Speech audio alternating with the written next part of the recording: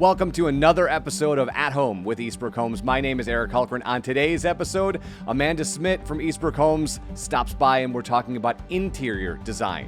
What do we need to think about when we're designing the inside of our home?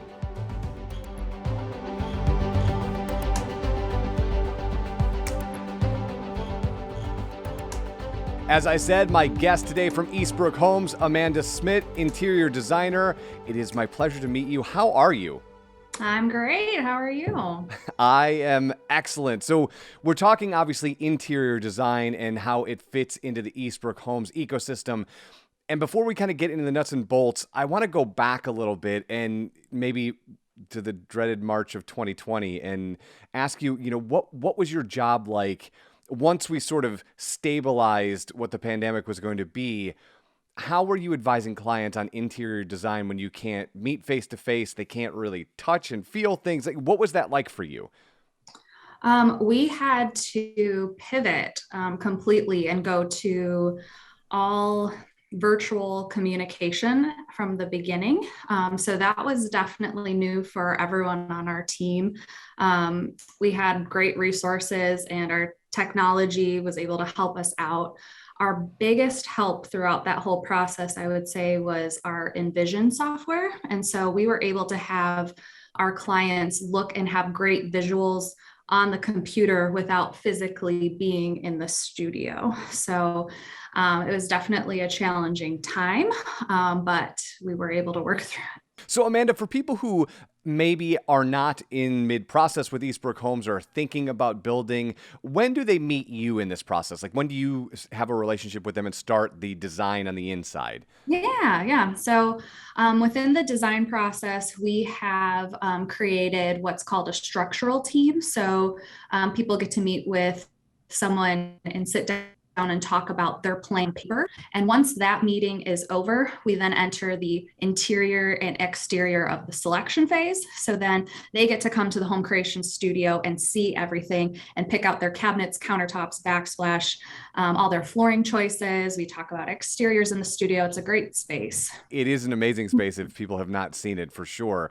The thing I want to talk about, though, is in the last 14 months, we've obviously changed the way in which we view our living spaces, in that we were here.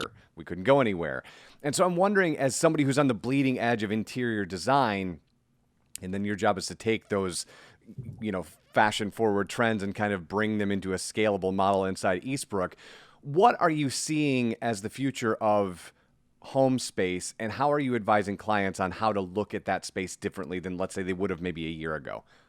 Yeah, I would say with all of selections, there's just a wide variety of anything you can choose from. It's really overwhelming, but I would say it's still very popular to have white cabinets. I would say is just our most popular option. It just makes the space feel lighter and brighter.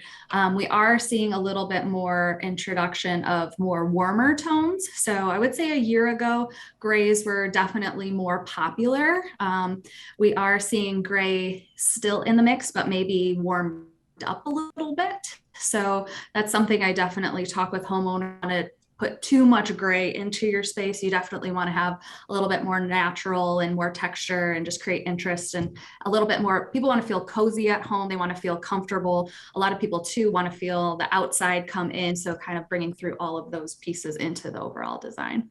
And I would imagine that a fair amount of people turn to you because they've never had to think about this. Lots of people move into a home if they're not building, and they just sort of put their couch over here, their TV over here, and they go, I decorated a room. And obviously there's many, many layers to that. But I think for the average person, that can be daunting. And so one of the things that studio does is it allows you to see sort of in a real space what that thing might look like, so that if you're someone like me who sort of needs to feel it, you're able to do that. But I wonder if you could talk to people about a way in which they should think about design in their homes, maybe a tip you could give them on how they could start thinking about that space, as opposed to the refrigerator always goes here, the couch always goes there. We're done, right? Well, what's great about building is you get to decide everything from the ground up. So, one thing we always advise to clients is what works in your home now, and what are things you want to incorporate into your new home, and then what are things that you don't necessarily like about your existing home that you would like to change. So, kitchen design is a huge discussion at the home creation studio. I'm sure it Um, is. yes, we talk through just all the different cabinet options and accessories that you can do. What are things in your kitchen that you love? What are things that you wish you had? And that goes into every single space. So a lot of times you're seeing home plans with more bedrooms because people are wanting to incorporate home offices and different spaces for working from home now. So that's been a huge thing as well. Is there a room when you're designing a home, is there a room that most homeowners who come and meet with you underthink but can turn out to be one of the most powerful rooms in the house that you just don't put much thought into? Everyone puts in a ton of thought with their kitchen. So that is always great to think about. One other room that might be underserved is the thought process behind the owner's bathroom, because that is also a really important space to talk about as well. So that's something where when we're trying to get people prepared for meetings to think about every single room, I would say people get stuck on the kids' bathroom because they don't think about that one at all. And Yeah. you think it's so funny. You're like, why am I taking so much time thinking about my kids' countertop selection? It's just pretty funny. Amanda, so if people want to get started with Eastbrook Homes, and I'm sure there's a number of people, because after I do each one of these podcasts, people start reaching out and go, yes, I'm at this point where I would like to start from the ground up and build my thing. What's the Mhm. best way for them to do it?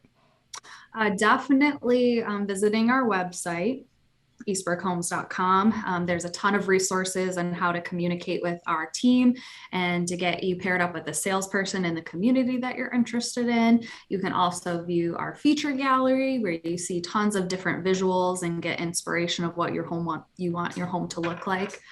So I would definitely say our website would be the first Awesome. stop. Amanda Smit from Eastbrook Homes, thank you so much for the time. We'll talk again soon.